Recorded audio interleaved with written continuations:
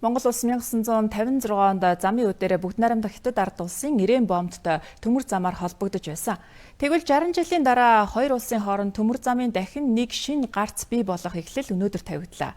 Тодруулах юм бол Чой болсон Хөөт бичиг чиглэлийн 415 км төмөр замын бүтээн байгуулалт өрнөнө. Төслийн нээлт өнөөдөр болж бүтээн байгуулалтын ажлыг эхлүүллээ.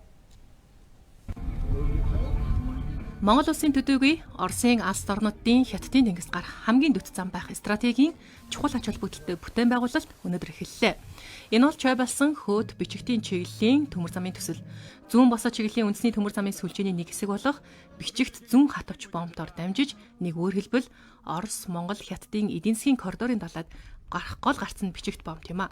Төмөр зам ашиглалтанд орсноор зүүн бүсийн Эрдэс баялагын нөөц эдийн засгийн эргэлтэнд орж тээврийн зардлыг 2-3 дахин бууруулж бичигт бомбоор жилдээ 25 сая тонн ачаа тээвэрлэгдэж бүгд найрамдах Хятад ард улс болон Орос улбаны улсын газар нутгаар дамжин далайн чанд дахь зах зээлд хүрч экспортын шинэ гарцыг бий болгох боломж бүрдгийг Монгол улсын ерхий сайд онцоллоо. Уг төслийг Монголын төмөр зам төрийн өмчт хувьцаат компани төр хувийн хвшлийн түншлэлийн хэлбэрээр хэрэгжүүлэх юм а. Давуу тал нь бол далайтай хамгийн ойрхон 800 орчим километрт бол далай байгаа. Тийм учраас өсөлтөө үүснэ гэсэн үг, экспорт нэмэгдэнэ гэсэн үг. Мөн одоо баруун босоо тэнхлийн төмөр замын одоо бэлтгэл ажлыг хангаж байна. За ингээд хэрвээ баруун босоо, зүүн босоо аль аль нь явж чадвал үндсэндээ одоо манай тээвэр логистикийн хүчин чадал бол 2 дахин шууд нэмэгдэх юм боломжтой.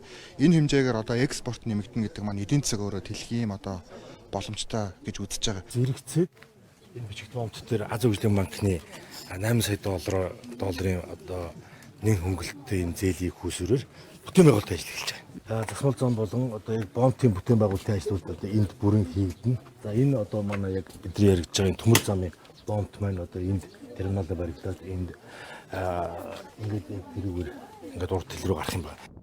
Бичигтийн бомбыг олон улсын жишгт нийцсэн Монгол улсын загвар бомб болгохоор төлөвлөж Азийн хөгжлийн банкны санхүүжилтээр бүтээн байгуулалтын ажлыг 2 жилийн дотор дуусгахаар зорж байна. За харин төмөр замын ажлыг 3-5 жилийн дотор гүйцэтгэх юм.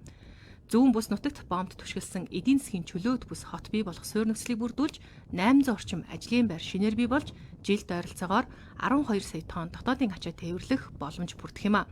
Мөн үүнээс гадна эрчим хүч, аж үйлдвэрийн парк, аялал жуулчлал, худалдааны салбарын бүс нутгийн хамтын ажиллагаа идэвхжиж зүүн бүс нутгийн өсрөнгөө хөгжлийн суурийг тавихыг Монгол Улсын ерхий сайд энэ үеэр тодтогч байлаа.